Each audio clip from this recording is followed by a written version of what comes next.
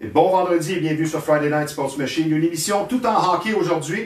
Plus tard dans l'émission, nous allons rejoindre par voie téléphonique notre spécialiste en hockey, un ex-gardien de but professionnel qui est maintenant agent de joueur. Nous allons parler évidemment du bilan de saison du Canadien de Montréal et de la série à venir contre les Leafs de Toronto. Je vais également vous faire la revue de la semaine comme à chaque semaine. On va parler encore là de la série contre les Leafs. Mais tout d'abord, en studio avec nous, c'est un enseignant de hockey, on pourrait dire d'une certaine façon, d'une façon avant-gardiste. Il est le propriétaire et chef d'entreprise du centre Le Pac, où on enseigne le hockey d'une façon bien différente et je dirais une façon améliorée. Bonjour François Cloutier, comment vas-tu? Ça va bien, oui, très bien. Très heureux de te voir parce qu'on a des belles choses à raconter aux gens concernant le hockey. Premièrement, toi, tu es chef d'entreprise, tu es le propriétaire du centre de développement Le Pac. Vous allez beaucoup sur le côté cognitif de la chose, c'est-à-dire que l'entraînement du cerveau en premier pour améliorer les performances. Exactement. Mais en fait, au fil des ans, on a vu les jeunes joueurs perfectionner le patin, perfectionner leurs habiletés individuelles, les mains, mais on ne pense jamais de la tête. On a toujours dit que le hockey sense n'était pas une chose qu'on pouvait pratiquer. Mais maintenant, à partir d'aujourd'hui... Toi, tu te dis, je ne suis pas d'accord avec ça. Exact. On s'est dit, c'est pas vrai qu'en 2020, quand on a décollé ça, que ça n'existe pas, il n'y a pas quelque chose qui est par rapport au virtuel, parce qu'on voyait les technologies pour les autres sports. On s'est dit, c'est sûr qu'on est capable de trouver. À la limite, on voulait le développer. Au départ, on voulait développer la plateforme, on voulait travailler quelque chose avec mes partenaires, puis ça a donné une nuit. Mais comme on dit, le cerveau, c'est le muscle le plus important. Exact. Donc, vous travaillez sur ce qui est le plus important. Avant, j'aimerais qu'on situe les gens parce que tu as quand même une longue expérience hockey. J'ai tout ça ici. Tu as été repêché en 5e ronde par les Panthers. Tu as joué 4 ans junior. Tu as joué à Hull, Victoriaville, Moncton. Tu as fait partie du camp d'entraînement des Panthers en 95, 16 et 17. Tu as failli être professionnel. Toi, c'est une blessure qui a mis fin à ta carrière.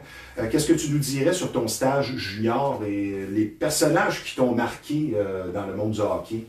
En fait, mon stage junior, c'était une belle école de vie.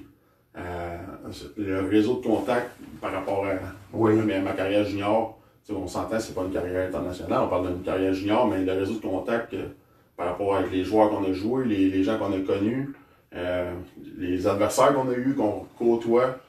Ceux qui ont percé, qui ont été très loin. Qui ont percé, qui ont été très loin. Je prends l'exemple de José Théodore, Sébastien Bordelot, que maintenant je recroise, puis on jase, on va, comme si c'était hier, on est encore à 95. Oui, c'est le fun. On a bien du fun avec ça. Puis au niveau si on parle de mes camps d'entraînement, on est une des personnes que j'ai trouvé qui a le plus de charisme. Scott Mellamy m'avait beaucoup impressionné. C'est ce que tu m'avais dit. Il y a beaucoup de charisme, très respecté quand il est entré dans la chambre. Mais en fait, la première fois qu'il est rentré dans la chambre, que j'étais présent, ça a été le silence. On a entendu les mouches voler jusqu'à ce qu'ils se mettent à parler. Puis, très sympathique. Très sympathique. S'occupe des autres. Exact. J'ai pas des jeunes aussi. L'archétype du joueur d'équipe. Exact. C'est pas pour rien que je pense que... c'est pas pour rien que c'est une tête de hockey qui est encore facilement à se trouver du travail. Ouais. On va revenir au centre de développement, le PAC. Vous avez vraiment une technologie de pointe. Moi, j'aimerais que tu me parles du fameux Read and React. Ça vient en 2 temps, si j'ai bien compris. C'est qu'il y a l'entraînement visuel, puis il y a la visite qui se fait avec une séance de 30 minutes. Vous travaillez sur des glaces artificielles. J'aimerais que tu me dises, c'est quoi le pas numéro 1, le step 1, pour quelqu'un qui se présente au centre Le Pac? C'est quoi que vous faites avec l'individu? Parce que ça commence à 11 ans, je pense. À autour de 11 ans, c'est plus bas que ça, c'est peut-être un petit peu jeune pour tout ce qu'il y a à assimiler. La première visite, souvent, ce qu'on va faire, c'est on appelle ça immersion. Okay. On vient l'essayer, on file la rondelle, parce que la rondelle, on sent la rondelle sur le bâton. Oui. Mais c'est pas tout à fait la même sensation. On parle plus peut-être une rondelle éponge, plus légère. Oui. Les premières séances, là, on vient, on joue avec la machine. Okay. On va dire comme ça, on met plusieurs drills. Puis les jeunes doivent avoir du plaisir avec ça. C'est un jeu vidéo finalement. C'est justement là qu'il faut faire attention. C'est pas un jeu. OK. Ouais. Exactement. Après 30 minutes, là, je vous dirais là, que tu n'as assez. Ben toi, il y a un casque virtuel, parce que c'est futuriste comme approche. Quand tu dis on va sur le plan du cognitif, je veux dire, c'est vraiment spécial. C'est avant-gardiste. Oui, en fait, c'est une plateforme là, qui a été développée en République tchèque par un monsieur.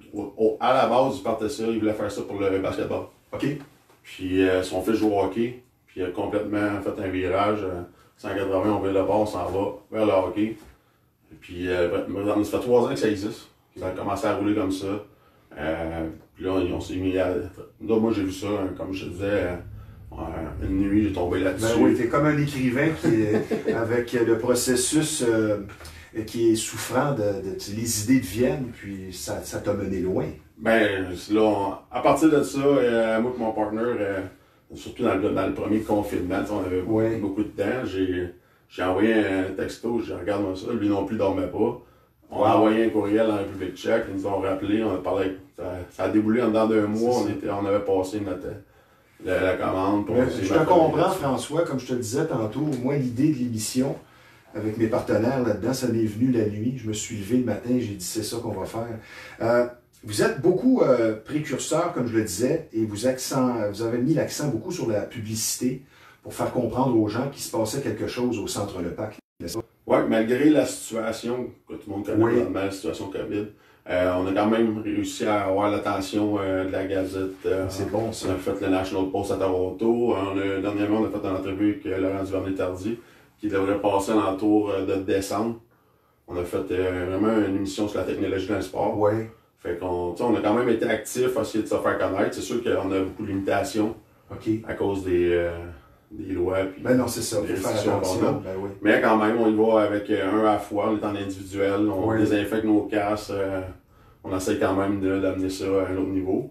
Puis ce qui est le fun là-dedans, c'est que j'ai des joueurs que mon premier client, mon fils, mon premier client qui est venu, j'ai la chance de le coacher avec le Phoenix Ninja 3. Que je vois sa progression. Grâce au cognitif. Sur la glace, je vois sa prise de décision, puis quand je lui demande qu'est-ce que ça t'apporte, j'ai l'impression que le film devant moi est plus lent. J'ai tout le temps d'options, plus d'options, j'ai tout le temps des lignes de passe différentes. Comment lire la game, comme on dit. Exact. Moi, j'aimerais que tu me développes sur le fameux Read and React. Ça veut dire quoi en bon français? La prise de décision, comme toujours au hockey, mais ça veut dire quoi? Ta traduction, on traduit lire et réagir. Oui. On y va avec... quand tu viens faire le drill, on va donner l'exemple d'un drill de 3 contre 2. Oui. Tu vas avoir le défenseur qui va faire un mouvement, soit qui va aller vers le joueur adverse ou ton partner. Ben, ton partner dans le jeu, oui, c'est ça. Que toi. Mais fait qu'il faut que tu lises la bonne... Oui, la bonne option. C'est une ligne de passe, présentement on est en shot, on est dans la situation de lancer. Puis tout ça est calculé par la plateforme. Oui. Donc pendant ton drill, si tu prends 50% des bonnes décisions, mais on sait. Tu as un résultat avec ça, oui, c'est bon ça. Puis le React, mais après ça, on va aller jouer sur le temps que tu prends à faire ta passe, le temps que tu prends à prendre ton lancer. Fait que tout encore là est encore calculé. Il appelle ça le release time. Oui, ton temps pour décocher ton... Exact. Tout est calculé. On va la vision périphérique. Fait qu'il n'y a rien qui est laissé au hasard au niveau du cognitif, au niveau du cérébral. Qu'est-ce que tu dirais sur l'avenir pour ton entreprise, le Centre Le Pac? Qu'est-ce que tu vois dans ton avenir à court et moyen terme? Ben, nous autres, la base du Centre Le Pac, si on parle de PAC, c'est préparation athlétique cognitif. Où on est installé, on a un centre d'entraînement. Donc, on veut être... je voyais souvent les parents qui jouent un préparateur mental, off-ice, hors glace. Prennent ça au sérieux. Ce qu'on a au PAC, c'est qu'on est capable de faire tout en même temps. Parce que une partenaire ici, elle est préparateur neurolinguistique, PNL. Donc, préparation mentale. Après ça, on a des kin, des entraîneurs qui travaillent au niveau du hors-glace. Il n'y a rien qui est laissé au hasard. Il n'y a rien. Le jeune débarque chez nous, surtout cet été, notre première été. C'est sûr qu'il y a des résultats. On roule, il fait le tour complet de la carte. C'est bon ça. Tu me parles de la République tchèque, qui était, disons, déjà avancée à ce niveau-là. C'est quoi, tu me dirais? Ben, présentement, le programme national complet de la République tchèque travaille déjà avec la plateforme. Avec le casque virtuel et tout ça. Exact. Donc, il y a une longueur d'avance. Ben, oui. Obligé de dire ça. Obligé de dire ça. Puis la plateforme est beaucoup plus utilisée en Europe présentement qu'en Amérique. Là, des bonnes nouvelles, c'est que The Phoenix ont signé avec Sansarina. Oui, j'ai vu ça sur ton centre, sur ton site web. Puis New Jersey Devils, on a les Golden Knights, les Kings. Donc, ça avance. Au niveau de beaucoup de goalers aussi. Pour le gardien de but, le casque est plus accessible. Il est plus malléable, on peut le traîner un peu partout. Beaucoup de gardiens font faire le warm-up avec ça, le réchauffement. Wow. Fait que ça avance bien. Là. On est vraiment dans le monde du futur. J'aimerais que tu me parles maintenant de la glace synthétique. Toi, tu m'as dit en conversation hors d'onde qu'il suffisait d'une pièce 12 par 12, puis tu arrivais à faire un bon résultat avec ça. Exact. C'est la pièce, je dirais l'espace qu'on a besoin pour avoir un bon entraînement au niveau avec les casques, au niveau virtuel. Ouais. Pourquoi? C'est que aussitôt tu mets ton casque sur tes yeux. T'es dans un autre monde. Madison Square Garden, qui est l'aréna que tu vois. Ah, wow! Mais, tu commences à me donner le goût, maintenant je suis un joueur de hockey. Il faut que tu l'essayer. Oui. Faut que tu l'essayer. Donc, tout de suite, l'immersion, t'as l'impression d'être sur un 100 par 200. Ah, oui. C'est super. Donc, des résultats, une amélioration qui est palpable très rapidement. Tu fais un diagnostic, une évaluation, un programme adapté.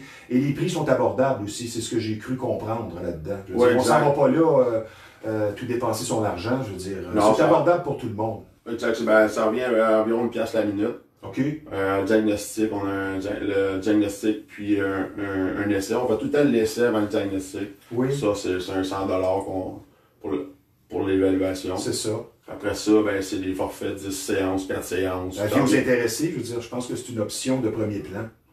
Puis surtout, présentement, c'est dans la situation où beaucoup n'ont pas de glace, c'est surtout, là, on est capable, les gens sont capables de, mettons, être en individuel. Oui. Mais en individuel, pour faire des skills. Là, présentement, on peut pratiquer, comme je disais tantôt, on appelle ça les team play, où on va faire du 5 contre 3, on va faire du 4 contre 2.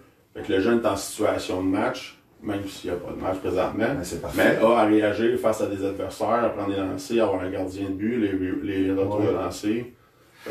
Tu m'as confié la question suivante, qu'il y avait beaucoup de développement dernièrement au Collège de l'Assomption par rapport à votre approche. Exactement. En fait, on est dans l'instance de signer une entente avec eux où on va installer 5 modèles de casques pour là-bas au Collège d'Assomption, puis aussi au Collège Saint-Jean-Vianney, eux, on parle de 20 casques parce qu'au fur et à mesure dans l'année qu'on a commencé ça, on a trouvé d'autres plateformes pour ajouter à notre offre de service qui va ajuster au niveau du cognitif, au niveau TDAH pour les jeunes, au niveau de la concentration. Fait qu'on s'en va ailleurs. Finalement, c'est bon pour tout, spécialement les jeunes qui pratiquent plusieurs sports. Je veux dire, tu vas t'améliorer en faisant du centre de Pâques un endroit que tu fréquentes, parce que je veux dire, les réflexes, ça sert partout. Exact. Puis c'est que là, on va chercher une chose qu'on n'a jamais ou quasiment pas travaillé. On travaillait les réflexes avec des balles Seymour. Là, on est ailleurs, on est en mémoire, Là, on est vraiment dans les années 2000. On est dans les années 2000, oui. Je vais poursuivre avec des questions un petit peu qui vont dans toutes les directions. Le point amélioré qui revient le plus souvent, que ce soit chez un jeune ou un petit peu plus vieux, que tu remarques, c'est quoi? Tu pourrais me dire la prise de décision, tu pourrais me dire le coup de patin, c'est quoi qu'on remarque le plus souvent à améliorer? Je te dirais que ça va par séquence. Ah ouais? Ouais, on est dans un air où, un moment donné, là, on parle de patin, tout le monde est en power skating, c'est devenu comme, si tu faisais pas du power skating, t'étais à côté. Là, on s'est mis à travailler des coachs d'habileté. Là, on n'a jamais amené le développement au niveau cérébral, prise de décision. C'est ça. C'est là que là, on vient jouer Et c'est la base. Fait que parce qu'on tu peux être le meilleur patineur puis pas savoir quoi faire avec la rondelle. Finalement, la question que tu pourrais te poser, qu'on pourrait se poser, je veux dire, pourquoi que les gens n'ont pas pensé à ça, les créateurs, avant? Ça, c'est une très bonne question. Avec tout ce que tu m'énumères là, puis moi aussi je suis conscient de ce qui se passe dans le monde du hockey, comment ça se fait que personne n'a pas encore pensé à ça? Je veux dire, ça saute aux yeux. De la façon que tu m'expliques ça. En fait, la complexité de départ, je pense, a fait peur à beaucoup de créateurs au niveau du numérique, au niveau toutes les stations de prise de données qu'on installe. Ça, c'est une autre chose. Là. Dans les derniers 6 mois, on parlait tout le temps de stations fixes. Cette semaine même, ils ont annoncé le nouveau Oculus 2, où on va mettre directement le programme dans le Oculus 2 avec une gaine qui va sur le bâton. Fait qu'on va, on n'aura plus de restrictions. Ah, c'est bien ça.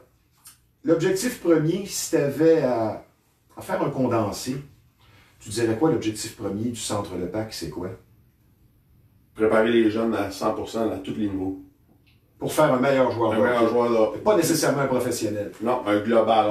Mais en plus, c'est que notre côté cognitif, on va travailler beaucoup le cerveau. C'est ça. On ne parle pas juste de la performance sportive. Oui. On va aller chercher une meilleure performance à l'école, une meilleure concentration. C'est ça. Ça va découler sur non seulement juste le sport, mais sur le reste de la qualité de vie du jeune ou de la personne. Moi, personnellement, je trouve ça très intéressant. Ma question suivante, jusqu'à quel point ton expérience de hockeyeur, tu as quand même côtoyé des professionnels, tu as fait partie des camps d'entraînement, t'aide à comprendre ce que vivent les jeunes hockeyeurs? En fait, c'est en ayant vécu quelques embûches, puis mais des fois, la pression des parents. La pression des parents, ce que j'ai été chanceux, que j'ai pas eu à vivre, mais que je vois. Ben oui. On se cachera pas. Ça saute aux yeux. On se mettra pas la tête dans le sable. Là, ça. Mais j'ai la chance, dans les deux établissements que je coach, de pouvoir travailler avec les jeunes. C'est le message que j'amène souvent aux parents. Je vais travailler avec vos jeunes cette année. Ça va peut-être être une coupure au début, là, ça. mais je travaille avec les jeunes, puis j'essaie de me faire maturer les jeunes, amener les jeunes à une maturité où ce que... À 6 pieds 2, 2,55, tu vas avoir encore un bon coup de patin et une bonne shot. Le patin ralentit un petit peu, mais la shot est encore là. C'est sûr, ça. On va y aller maintenant. On va parler quelques questions concernant la LNH. J'aimerais ton point de vue. Selon plusieurs, le joueur modèle par excellence qui représente le joueur d'aujourd'hui, c'est Connor McDavid. Oui, mais il y en a d'autres. Quel autre joueur que tu aimes, quand tu le regardes à la télé, ça peut être un joueur du Canadien, tu dis, lui, il y a tout ce qu'il faut, tout ce qu'on voit chez l'archétype du joueur pratiquement parfait, qui n'a pas de faiblesse. Tu dirais qui? J'ai beaucoup de misère à aller en bas de Sidney Crosby. Là. Ah, ça c'est sûr. Sidney Crosby, c'est pour moi. Il a remporté 2 Conn Smythe avec son jeu défensif. Il faut le faire. Exact. Puis, en dehors du joueur de hockey qui excelle au niveau habilité, leader incroyable, on voit ce qu'il a fait avec les Pingouins cette année. Mon joueur favori. Les Pingouins cette année, au début, on pensait avec rien, puis là, on est rendu que... Le leadership. Leadership, incroyable. Puis j'ai eu une anecdote.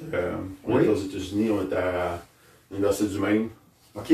Puis là, on est allé faire une visite là-bas, on a joué quelques matchs, puis le coach de l'Université du Maine, pendant l'été, c'est lui qui s'occupait du développement des prospects pour les Pingouins. Il dit, j'arrive à l'aréna. Puis Sidney était là.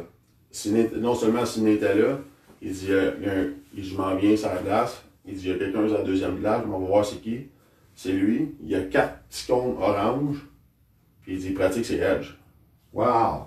Il dit, à partir de là, il dit, je me suis dit, il n'y a pas d'âge, puis il n'y a pas de niveau pour pratiquer tes edges autour des cônes.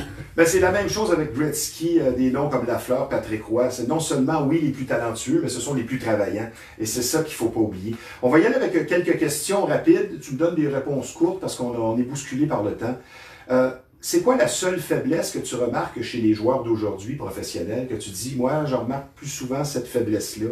C'est à quel niveau? Tu sais, les joueurs de peut-être 3e, 4e trio. Au niveau, je te dirais qu'on irait plus au niveau de la combativité.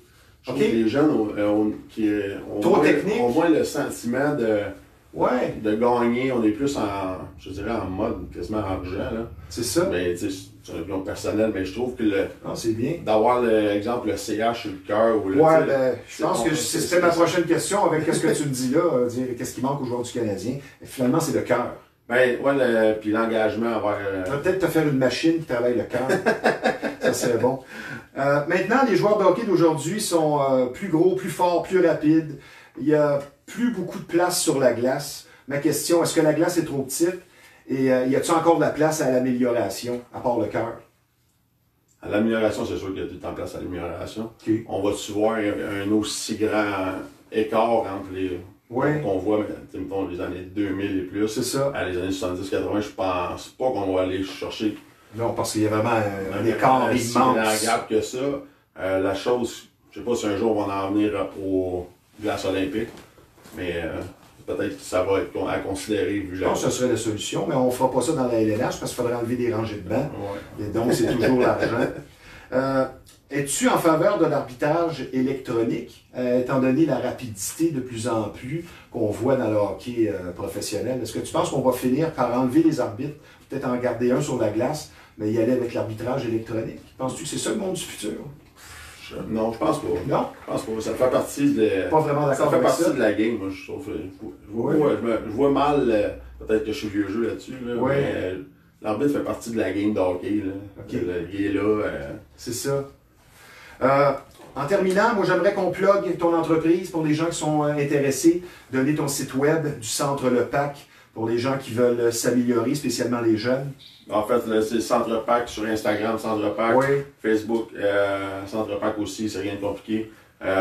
Centre Le Pac. Le Pac, oui, c'est ça. Centre Le Pac, 38-58 avenue de la Gare à Mascouche. Oui. Vous allez sur Instagram, Facebook, ça nous amène directement au site. Oui, c'est intéressant. On met beaucoup de vidéos.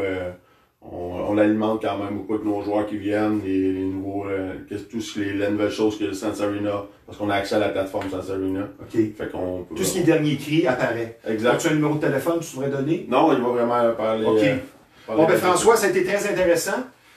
Tu es très costaud à part de ça, fait que ça donne une bonne représentativité de ton école. Je te souhaite longue vie et je vois que vous êtes, toi et je crois que tu as un partenaire aussi, animé d'une belle passion. Je suis certain que vous allez connaître beaucoup de succès. Alors je te remercie François, je te donnerai la main, ça sera pour une prochaine fois dans notre prochaine entrevue dans l'après-Covid. Je te souhaite une belle fin de journée. Merci d'avoir été des nôtres. Parfait, merci Stevie. Yes sir. Maintenant, nous allons rejoindre notre spécialiste en hockey. Nous allons faire évidemment un bilan de saison du Canadien, spécialement pour les gardiens de but, puisqu'il est ex-gardien professionnel et c'est maintenant un agent joueur. Bonjour, Nick Riopel, comment vas-tu? Ça va super bien, Stevie, toi? Ça va très bien.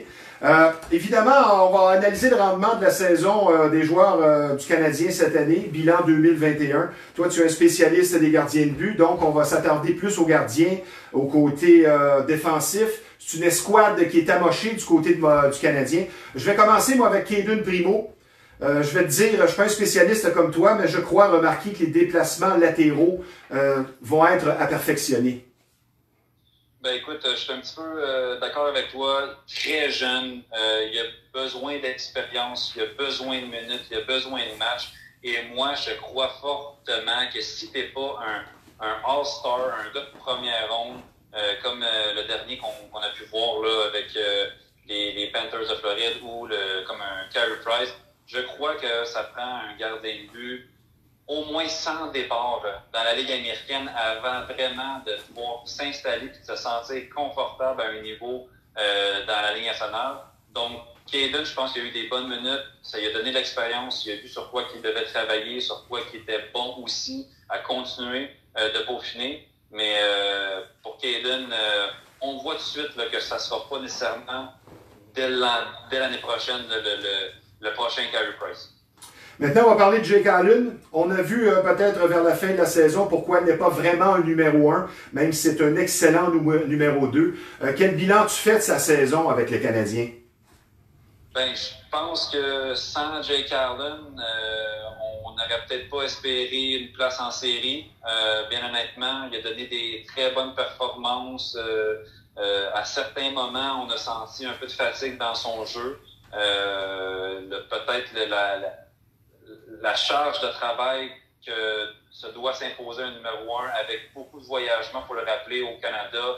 Quand que tu fais Vancouver, Toronto, après ça tu retournes à Edmonton, c'est soufflant sur le corps. Mais je pense que overall, on se doit d'être très satisfait de Jake Allen parce que, je le dis Stevie, si on recule avec les 10 dernières années, nos numéro 2, jamais avec le jeu défensif que le Canadien a joué cette année, qu'on aurait pu espérer, selon moi, à une place en série, déjà qu'on y a rentré un petit peu par la porte de côté. Je suis bien d'accord avec toi, mon cher Nick. Maintenant, on va parler de Carey Price, celui qu'on va finir par surnommer la précieuse. Stéphane White avait dit cette année de lui qu'il était magané. On semble voir que les blessures du passé le pourchassent. Il semble peu motivé. C'est quoi ton évaluation de Carey Price cette année? Ben, je pense que Carey avait un peu pointé son directeur général, si on se souvient bien, au tournoi de golf du Canadien il y a 2 ans en disant que time is now, c'est le moment de gagner, c'est le moment de me donner une équipe devant moi. Marc Bergevin a compris le message, il a fait le travail. Maintenant, Carey, je crois que s'il se définit comme un gardien de but d'élite dans la Ligue nationale, ce que selon moi, il n'est peut-être plus, c'est encore un excellent gardien, mais je ne crois pas maintenant qu'on peut le mettre dans la même catégorie que Andrei Vasilevskiy, Hellerbach, ces grands gardiens de but-là. Et cette année, il avait une équipe devant lui, puis avec une moyenne de 2,64, un pourcentage d'arrêt de 901. Pour moi, pour être un gardien de but dominant dans la Ligue nationale, c'est minimum 915. Beaucoup d'inconstance, oui, de la fatigue, mais bon, est-ce qu'il va être capable de sauver sa saison avec les séries comme il l'a fait l'été passé? J'ai bien hâte de voir ça. Encore là, je suis d'accord avec toi, Nick. Le jeu défensif en général du Canadien dans ton bilan 2021, qu'est-ce que tu en penses? Est-ce qu'on peut dire comme sous question, c'est une équipe peu motivée ou paresseuse? Ben, écoute, on dirait qu'il n'y a pas un système de jeu, on dirait, en place qui facilite le côté défensif du Canadien. On dirait qu'il essaie de jouer un style de jeu défensif différent quand il rencontre une équipe rapide comme les Oilers Edmonton et quand il rencontre peut-être une équipe plus grande et plus robuste. Beaucoup de difficultés contre des équipes comme Ottawa qui techniquement ne devraient pas avoir de difficultés. Quand tu regardes sur papier les noms et l'expérience des défenseurs avec la jeunesse en Romanov, je pense qu'on se doit d'être très content. Maintenant, avant, quand Shea Weber était dans l'alignement, on se disait, mon Dieu, c'est terrible, on a hâte qu'on puisse le tasser, qu'est-ce qu'on fait avec? On a même commencé à parler à des discussions d'échange. Maintenant qu'il est parti, on se dit, mon Dieu, on a hâte qu'il revienne. Fait que c'est difficile, on dirait que Petrie a commencé très très fort. Il y a eu un passage à vide quasiment pendant 10 matchs. Merrill revient. On l'aime un petit peu moins. Edmundston nous apporte de la robustesse. On s'attend peut-être plus d'offensive. Mais fait qu'on dirait que comme les joueurs sont là, mais ne connaissent pas nécessairement leur chaise, puis on ne sait pas où ils veulent être, dans quelle chaise. Donc c'est encore là un peu de confusion, mais bien hâte de voir dans les séries. Techniquement, CV, ça se doit d'être un jeu très fermé. J'ai bien hâte de voir comment ils vont répondre contre les Maple Leafs. Nick, c'est une saison qui a été parsemée de situations difficiles, on pourrait même dire chaotiques. Ton bilan de l'ensemble de l'œuvre du Canadien pour 2021, c'est quoi? Ben, le bilan. Est-ce que après les 7 premiers matchs, si on a fait un bilan, le bilan aurait été ultra positif. Maintenant, j'aurais voulu pour le Canadien, pour Dominique Ducharme, qu'il y ait une étincelle qui se produise avec le changement. Ça s'est pas produit. Je pense que c'est pas nécessairement de la faute à Dominique. Puis Maxime Lapierre en a parlé dans la TV cette semaine. Pauvre gars, comment tu peux essayer d'instaurer un nouvel système quand tu joues un match sur 2 puis que tu es dans l'avion pratiquement la moitié de la journée? C'est difficile. J'espère qu'on va faire une évaluation, une bonne évaluation dans son cas. J'espère pour lui qu'il va se rendre loin. Mais je crois, oui, on a fait les playoffs. C'était l'objectif numéro 1. Bon, à cette heure, je pense que l'objectif numéro 2, ça va être passer la première ronde. Et si on ne le passe pas, ça va être minimum d'essayer de contenir les Maple Leafs pendant 6 matchs. Mais selon moi, si ça se fait en 4, là, ça va être la dernière fois qu'on voit plusieurs dirigeants du Canadien, je pense. Je pense qu'il va y avoir tout un ménage après la première série. C'est encore la bonne vieille rengaine. On va aussi loin que notre gardien va nous amener. Quand tu vois ça, là, par certains moments, toi qui as été gardien fort longtemps, je veux dire, tu dois avoir le goût d'y retourner et de dire, moi, je vais faire la job. Ben, c'est sûr que c'est plus facile quand tu regardes dans ton salon et tu peux regarder les reprises vidéo très lentement puis à plusieurs reprises. Mais c'est sûr que la défensive va gagner des championnats, l'offensive gagne des matchs. J'ai bien hâte de voir ce que la défensive du Canadien peut faire contre justement l'offensive des Maple Leafs. Tout peut tourner après le premier match. Le Canadien gagne à l'extérieur. Oups, ça peut déjà être une nouvelle série. Les Maple Leafs en gagnent 2 chez eux. Le match numéro 3 devient encore plus important. Il y a encore beaucoup de questionnements sur l'alignement de départ. Caulfield, va-tu être là? Stahl, va-tu être là? La politique dans le hockey, la hiérarchie, comment ça va fonctionner. Fait que j'ai bien hâte là, que ça commence la semaine prochaine. En terminant, mon cher Nick, est-ce que tu te mouilles avec une prédiction dans cette série Maple Leafs canadien? Est-ce que tu es confiant? Qu'est-ce que tu nous dis à ce niveau-là? C'est sûr qu'il y a une partie de moi, Stevie, qui a le goût que le Canadien continue et fasse un long chemin parce que même s'il n'y a pas personne dans les estrades, tu sens une frénésie quand dans la ville, quand le Canadien va loin l'année passée, on avait un gros buzz pendant l'été, c'est le fun, on dirait que tout le monde est plus heureux.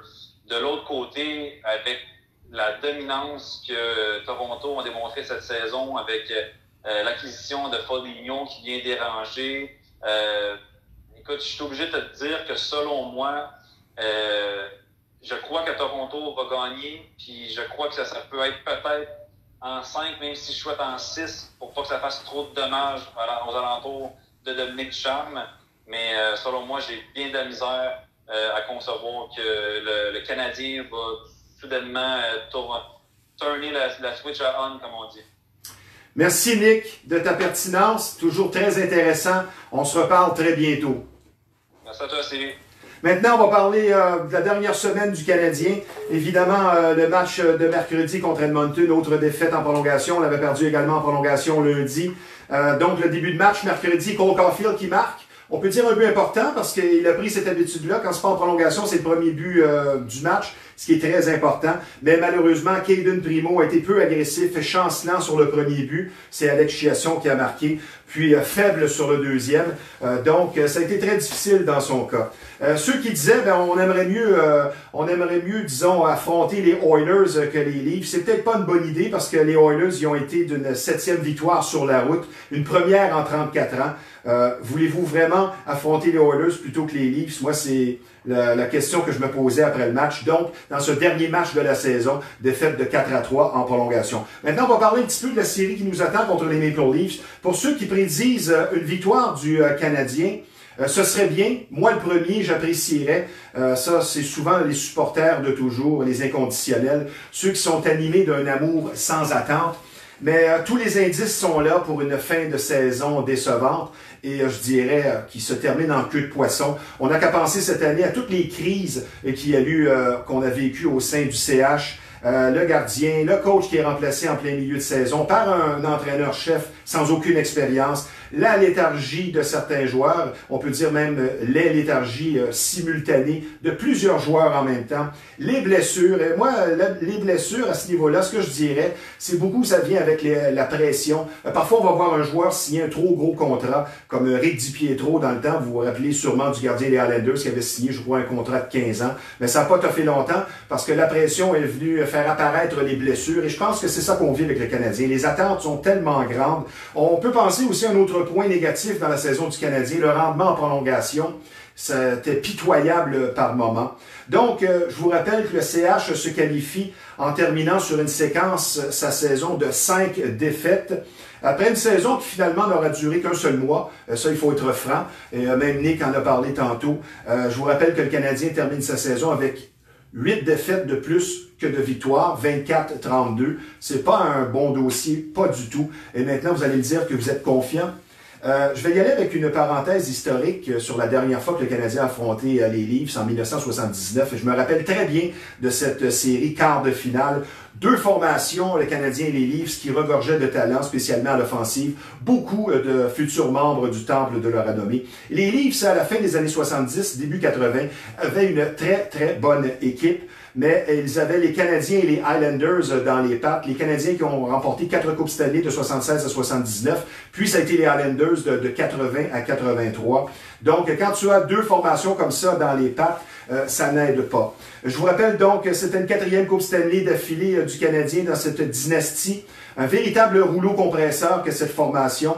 C'était un affrontement dans cette quart de finale entre Ken Dryden et Mike Palmateer. Et on se rappellera Mike Palmateer qui avait un style un petit peu à la Dominique Hachek. Pour ceux qui se rappellent, c'était très spectaculaire et très excitant de le voir jouer. Du côté des Leafs, on avait vraiment une belle formation qui malheureusement n'a pas accédé au grand succès.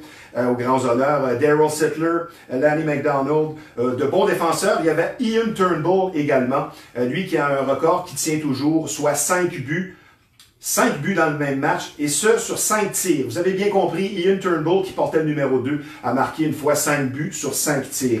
Il y avait Borje Salming aussi, un autre grand défenseur qui faisait partie de l'escouade défensive. Il y avait un joueur que vous avez vu comme entraîneur-chef derrière le banc de différentes formations, soit Bruce Boudreau, et il y avait le Tiger Williams,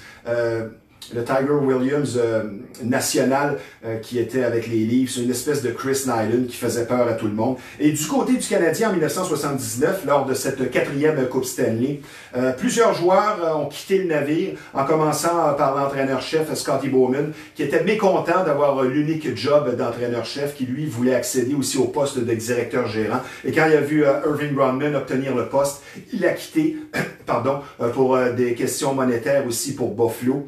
Il y avait Ken Dryden qui avait pris sa retraite, lui qui a remporté 6 Coupes Stanley en seulement 8 ans de carrière. Jacques Lemaire, le centre de Guy Lafleur, qui a quitté pour la Suisse pour aller faire ses classes en tant qu'entraîneur-chef. Et puis Yvan Cournoyer, les maux de dos persistants l'ont poussé à la retraite. Yvan Cournoyer qui se retira donc en 79 avec 4 Coupes Stanley différentes. Ça nous fait penser à Jean Béliveau, Raymond Bourque qui se sont retirés avec une Coupe Stanley. Mais si on pense à Maurice Richard, lui, il s'est retiré avec 5 Coupes Stanley à ses 5 dernières années. Puis la saison suivante, en 1980, il a fallu que certains joueurs prennent les bouchées doubles. Et ça a été le cas de Guy Lafleur. En 74 matchs, il a marqué 50 buts, 75 passes. Et Larry Robinson, probablement pour certains le meilleur défenseur de toute l'histoire, lui aussi, il s'est levé debout et a gagné son 2e Norris. Et derrière le banc, le successeur de Scotty Bowman en 1980, c'était Boum Boum Geoffrion, peut-être un petit peu trop players coach, il n'a été là que pour 30 matchs, un règne qui n'aura duré que 100 jours. Donc en 79, dans cette série contre les Leafs, le Canadien l'emporte par balayage 4-0. Les Leafs, eux, dans cette série quart de finale, venaient de battre les Flames d'Atlanta en 2 matchs, puisque dans la première série, dans cette époque-là, c'était des séries 2-3 qui a donné beaucoup de surprises au cours des années où il y avait un 2-3 en 8e de finale. Donc, ils avaient battu les Flames d'Atlanta. Pour revenir à la série contre Toronto qui nous intéresse, c'est beau les sentiments, c'est beau avoir confiance, mais les joueurs clés doivent être à leur meilleur. Donc, Gallagher, Weber, Carey Price, ils reviennent d'une blessure, où ils seront reposés, seront-ils à leur meilleur? C'est encore un autre point d'interrogation du côté du Canadien. On a vu un rendement cette année tout à fait décousu, sans passion. Puis soudainement, vous pensez que le Canadien va se transformer en équipe qui veut vraiment aller de l'avant. Moi, j'en doute. La saison n'aura duré qu'un mois. Il y a aussi le facteur Alex Galchenyuk. Vous pouvez être bien certain qu'il va marquer des buts importants, peut-être en prolongation, peut-être en fin de match, parce que lui, il voudra se reprendre contre son ancienne formation. Et la solution contre Matthews et Marner, si vous me dites Keke, Stahl et Dano, je reste très sceptique. Et il y a encore le fameux Carey Price et toujours Price. Ça fait longtemps qu'on a compris justement que c'est pas Patrick Roy. Donc, allez-vous vraiment penser que Carey Price va être la solution? Moi, je serais le premier heureux si le Canadien l'emporte. Mais si on doit avoir une chance dans cette série, moi je vous le dis, le premier match sera très important. Si on gagne le premier match, peut-être que sur l'émotion, l'équipe peut faire toutes sortes de choses. Mais si vous perdez le premier match, ça va être très compliqué. Pour les optimistes, c'est correct, c'est justifié de vouloir avoir du succès en série parce qu'on n'a rien à se mettre sous la dent là, depuis quelque chose comme 28 saisons. C'est normal que tous ces insuccès font en sorte qu'on est un petit peu impatient. Et je vais poursuivre, c'est que pour aller plus loin, il y a beaucoup de si dans le cas du Canadien. Si Price performe, si les joueurs clés sont reposés, si on gagne le premier match, si notre défensive tient le coup. Mais c'est bien correct les si, mais moi je vais vous dire, c'est si on joue avec émotion. L'heure des réponses est arrivée et de tenir ses promesses dans le cas du Canadien sur le fameux bâti pour les séries. S'il y a une victoire du Canadien dans ce 4-7, c'est sûr qu'on va être bien heureux parce que la ville va être en liesse et spécialement en cette période de COVID, ça va être intéressant d'être un petit peu plus sur le party. Je vous rappelle que le Canadien, dans ses 21 derniers matchs cette année, c'est 7 victoires, 14 défaites, beaucoup de difficultés en surtemps. Et un autre point, c'est que le dossier du Canadien, 24 victoires, 32 défaites, alors que le dossier des Leafs fait peur avec 35 victoires et 20 défaites. Quelle belle prestation cette année des Leafs. Ce qui résume bien cette saison décevante, pour moi, c'était une saison téléroman. Et pour ceux qui rêvent, je vais vous dire, c'est pas comme ça que ça fonctionne après avoir connu une saison si difficile. Ça prend une dose de réalisme. Il y en a qui parlent de 1986, il y en a qui parlent de 1993, mais je vous rappelle qu'à cette époque, on avait un centre numéro 1 et on avait Patrick Roy. Donc, l'amour rend aveugle, tant mieux. Sur ce, je vous dis Toronto en 6. Ici Stevie Ray. Bon week-end!